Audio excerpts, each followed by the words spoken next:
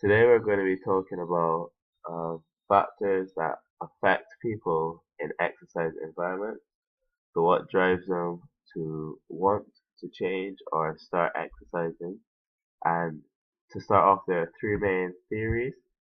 The first theory is the trans theoretical model of behavior change. This is kind of like the different stages people go through before they start becoming physically active or um, or sustaining physical activity. It's separated into five main stages. The first stage is the pre-contemplation stage. This is for people that are not ready yet.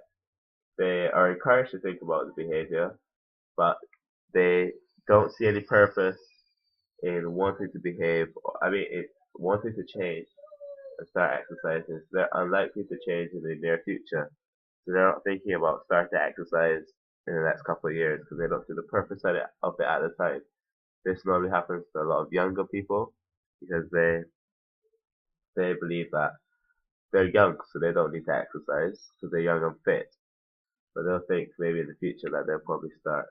The second stage now is the contemplation stage. So this is when people are they have the idea that they want to stop. They're contemplating whether they should stop or not. So they're getting ready. So they have that intention to take on this new healthy behavior, but they may still try to avoid exercise. So they're in that stage where they know they need to go to the gym or don't need to start activity, but they're still a few months out. They're not quite there yet, but they're starting to get there. The third stage is the preparation stage. This is when they're ready to engage action in the next 30 days or next month or so. So this is quite coming up quite close to when they actually do it. So let's say they would pay for their gym membership for December, and it's November now. So they know they're going to start their action plan on the 1st of December. Um, this is something that people gradually ease into. So it's only a few days before the next stage, which is the action stage.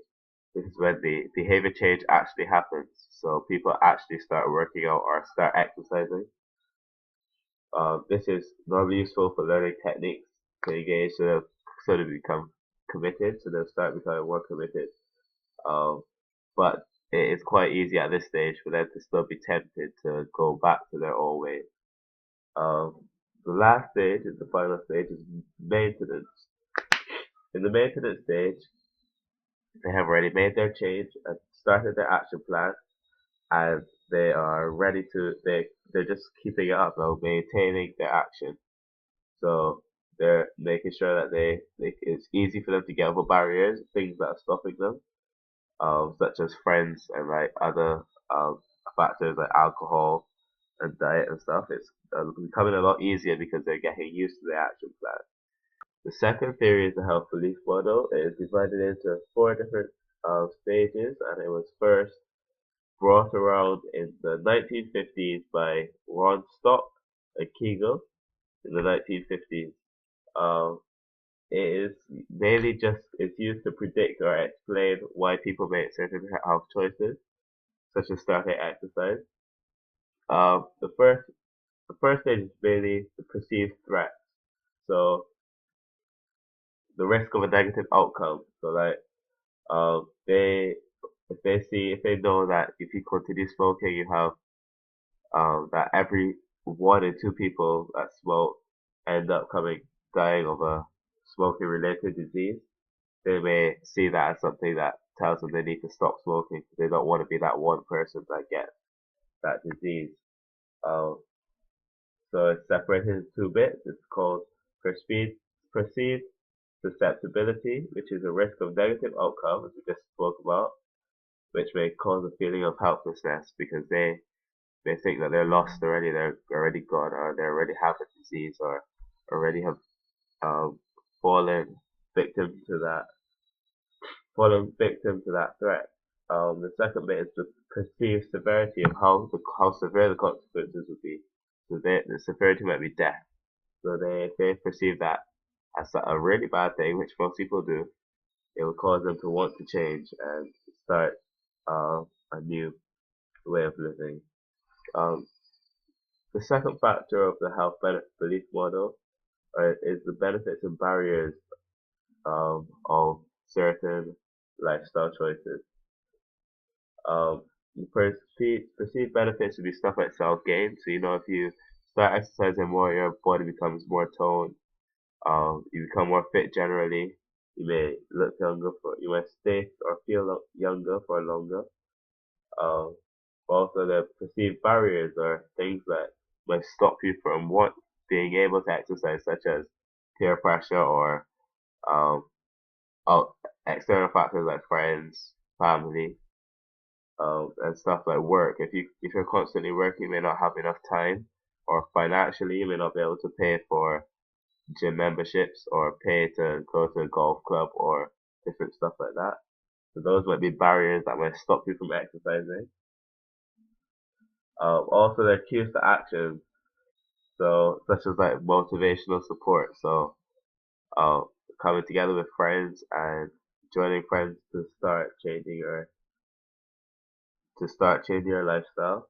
So this is easier. It makes it easier to stop because you have more support around you. And like if your whole family decided they'd go on evening walks after dinner, then you may feel more inclined to start exercising more after dinner with them. The last thing, which is quite important, is the self-efficacy. This is self-belief that you can overcome barriers by the strategies of psychology. So this is believing that you can achieve or attain what you want to attain by believing in yourself. So you're believing you will be fitter or you will lose weight. That is the main idea of self-efficacy. Also, so when you consider all of these factors, this is what would lead you to the likelihood of engaging in a healthier behavior generally. The third and last theory is called the theory of planned behavior. This was uh, brought around by Asgen in 1985, and he divided it into three components: behavior attitudes, subjective norms, and perceived behavioral control. The behavioral attitudes is an individual's belief of a certain behavior may make a positive or negative effect on their life. Positively, it may help them at school to release stress or to help with their body image or whatever they're doing. So this could have both positive and negative effects. The negative effects to certain behaviors may be have consequences like imprisonment or just simple health problem implications such as links to cancer or diseases or heart diseases or coronary heart disease, high cholesterol, high blood pressure, stuff like that. The second thing is subjective norms. This is kind of linked to, like similar to something called social learning theory, where everything around you can influence you. So stuff like friends, role models, status, and social media can influence you to take certain actions or behave a certain way. This may stop you or start you wanting to exercise. So if you want to exercise more, and if you see all your friends starting to play football more often, you may go and play football because you see them doing it and it seems cool, or you're always seeing the videos on Facebook or wherever. The last component of the theory of planned behavior is perceived behavioral control. This is how hard or easy something may appear to that person. So if a 70-year-old woman wants to start exercising and she sees rock climbing as her only choice at the moment, she will not feel very inclined to start rock climbing because it'll be too difficult for her, or she would think it's too out of her league, or whatever the case is. So this can lead you to either want to or not want to start exercising because the older you get, it happens quite a lot of older people. They may not, they may see a lot of exercise or a lot of sports as something they can't do anymore, so that would discourage them from wanting to exercise anymore. Moving on to this, we have two scenarios. The first scenario is Ellie. Ellie is a 17-year-old college student and she lives with her mom and younger brother. At her house, there's no one else in the house that takes part in exercise, but she is considering joining a gym or starting a sport. This is because she's learned the benefits of exercising regularly, and at the moment she eats a lot of snacks, but because she walks past the shop on the way home, which causes me to eat unhealthily. Um, this in her free time, she spends a lot of time with her friends and shopping, and she goes to party where she drinks alcohol, which is quite a regular hobby for her, and she wants to spend time exercising, but her friends aren't interested and don't want to take part in these exercises. And she's also aware of her family's health history because they have a history of diabetes and high blood pressure in her family. She does not want any of those problems in the future. We're gonna move on to see what theories are involved in this scenario. So straight away we can see that the trans-theoretical model of behavior is incorporated in this scenario. We can see this because she says that she's thinking of joining a gym or starting a sport. This puts her in the contemplation stage, sorry. So that means she's getting ready for it. She knows she's aware of the benefits of it. She's aware of what could happen if she doesn't start it, and she wants to start, so she's getting ready. So it, at this stage, there's still a chance that she may not start because of her friends or because of peer pressure. But it is good that she has got into the contemplation stage. Secondly is the health belief model. We can see that she has learned about what the benefits and the barriers could be in her life. So at the moment, she spends quite a lot of time shopping and partying with friends, which means that those are barriers, potential barriers. So if she also always spends time shopping with her friends, she may not have a lot of free time. Well, to her, she may not have a lot of free time, and she also eats stuff like a lot of snacks, and she may drink a lot of alcohol, which is bad for her diet, and I'm sure she's aware of those things.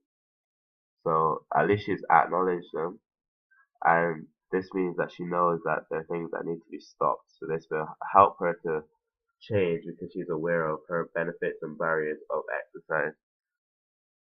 Lastly, the theory of planned behavior is she at the moment she wants to start exercising, but her friends aren't interested.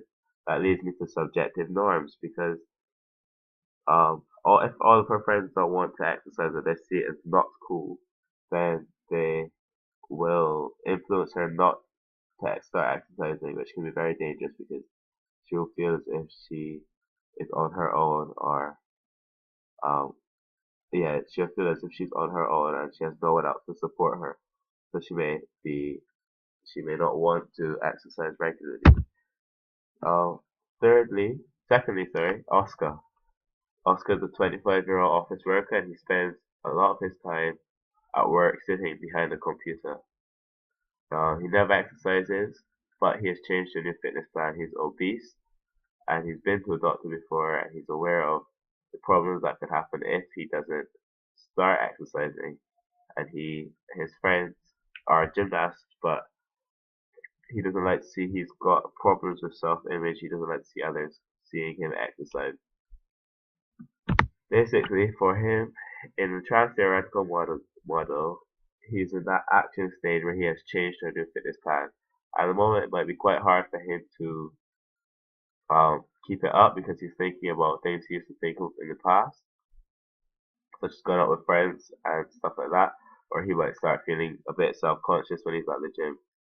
Also, in the health belief model, he is aware of the the perceived threats. So stuff like dying when his mom died of passed away of coronary heart disease. He was warned, so he knew that that could be a problem for him because it might run in the family, and he knows the benefits of exercise. So that is another thing to do with the health belief model.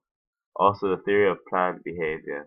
His friends do it, subjective norm, but he has problems with self-image. He may not be able to keep it up. Well, thanks for listening, and I hope you enjoyed it.